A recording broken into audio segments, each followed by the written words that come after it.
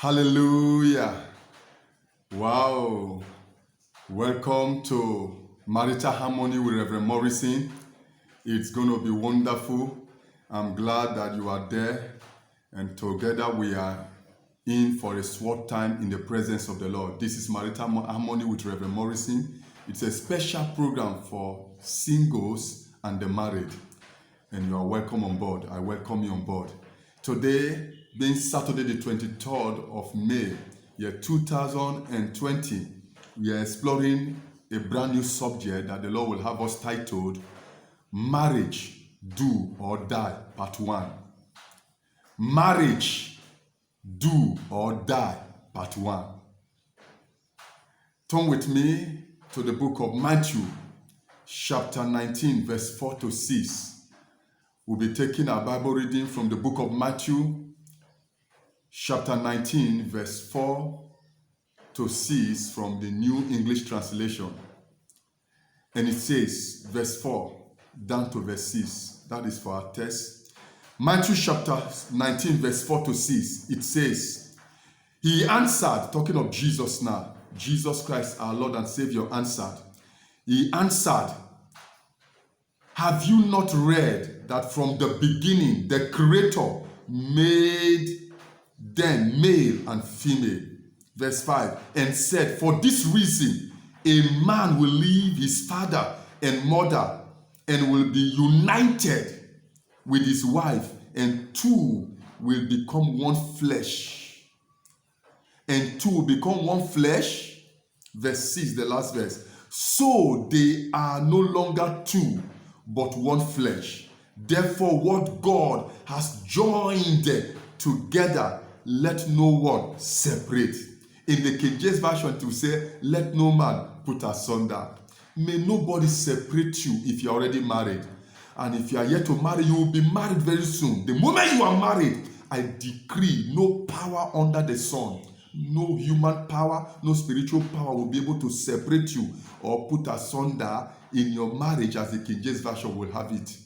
In the name of Jesus Christ. The topic of our discussion in this special program, Marital Harmony with Reverend Morrison, again, is Marriage, Do or Die, Part 1.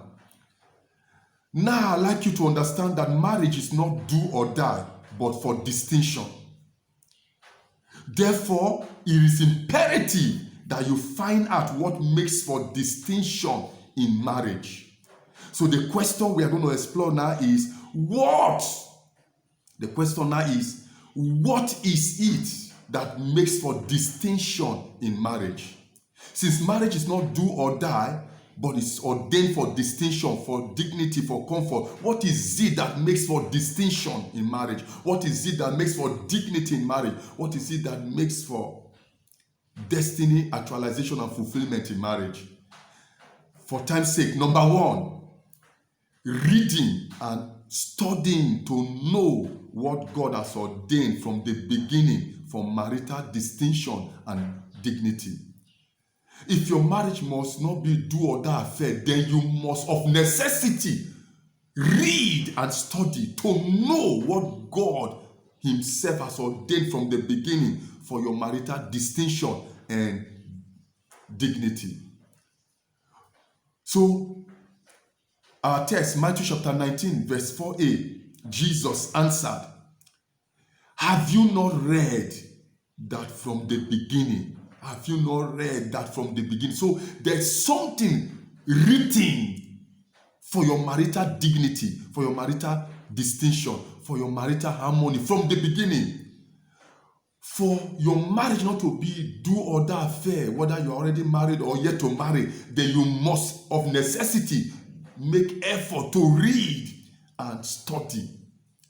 Jesus said, Have you not read that from the beginning? So there's something written from the beginning, before marriage was ever instituted. The constitution of marriage, the principles, guiding principles for an heaven on earth marriage has already been written. Make effort to find it out by reading it and by studying it. In 2 Timothy chapter 2 verse 15, the King James Version will have it to say this way. It say it this way. Study to show yourself approved unto God, A workman that needed not to be ashamed, but rightly dividing the word of truth. So in marriage, if your marriage must not be a do or die affair, then you must study in addition to reading. You must make effort to discover what is written for your marital dignity and your marital distinction. I pray for you. You will be outstanding and dignified and distinguished in your marriage if you're already married. And if you're not married, very soon as you marry, all the way from day one of your marriage ceremony till forever, your marriage will be that of dignity and distinction in the name of Jesus Christ. What is it that makes for marital distinction and dignity? If it must not be a do or die affair for you. If your marriage will not be do or die affair, what is it? Number two. Finally, number two, it is the understanding of the uniqueness of your gender. It is the understanding, the second thing that makes your marriage distinguished and dignified and not do or die. It is the understanding of the uniqueness of your gender and that of your spouse to be if you are not married, and your spouse if you're already married, or your spouse if you're already married. The understanding of the uniqueness of your gender and its peculiarity and that of your spouse.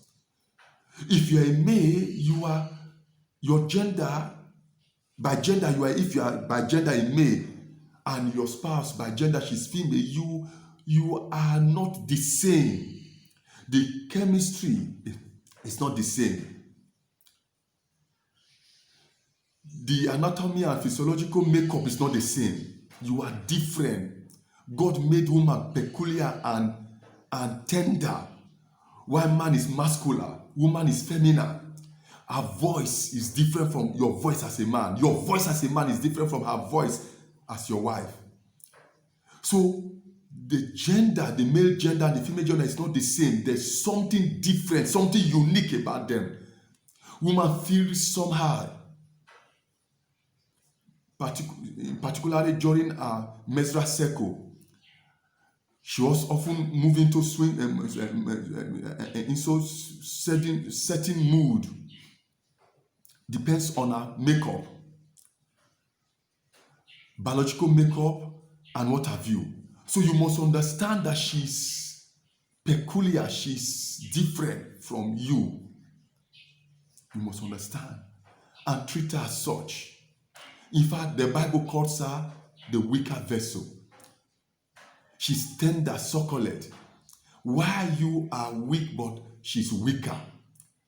You understand your frame, your mental frame, your physical and physiological makeup, and relate as such with her. That's why Jesus said in the same Matthew chapter 19, verse 4b, he says, the Creator made them male and female. Your wife is not you. You are not your wife in terms of physiological makeup. God built your wife differently than he built you. He formed her differently than he formed you. There are some things peculiar to her. That's why she's called female. The female, the womb man, the man with womb. You as a man, you are not a woman. You don't have womb. But she's a man with womb. She's delicately made. She's uniquely made. So understand. And you as a woman, don't expect your husband to be like you because he's masculinely made. He's a muscular being. He's a male being. He's a male man. And he behaves that way. Don't expect him to be feminine like you. Don't expect him to talk like you or think like you. Man think straight while woman think the other way around. May the Lord help you in the name of Jesus Christ. Dear friend, I'd like you to bow your head. Let's pray. The subject of our discussion in this special program, Marital Harmony with Reverend Morrison, is marriage, do or die, part 1. For your marriage not to be a do or die affair, you need to receive Jesus Christ into your heart and into your life as your Lord and Savior. If you have not done that, I'd like you to do that right now, even straight away. So bow your head and say this prayer loud and clear with me. Say with me, my Father in heaven, I confess and repent of all my sins. I receive Jesus Christ into my heart and into my life as my Lord and Savior.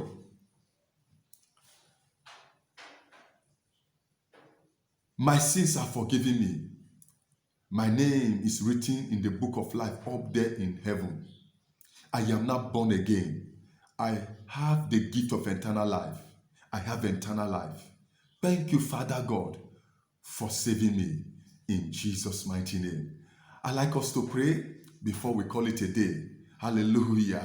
It is well with you. Prayer point number 1. Say with me. My Father in heaven, in the name of Jesus Christ, help me to read and study, to know what you have ordained from the beginning for my marital distinction and dignity.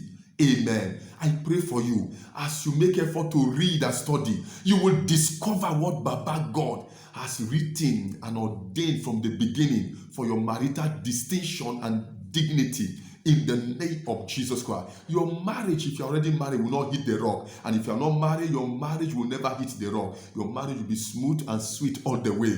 In the name of Jesus Christ. Prayer point number 2, and that will be the last one.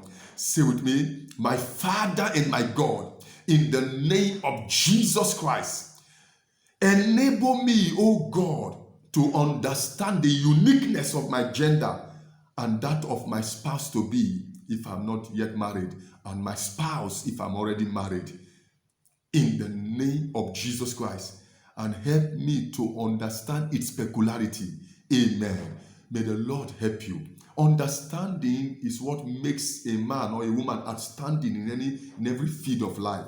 In marriage, you'll be outstanding because you just pray to understand the uniqueness of your gender and the peculiarity of your gender and that of your spouse. Therefore, you will no longer be at loggerhead. You no longer relate and live with your spouse as cat and rat. Rather, you will become birds of feathers.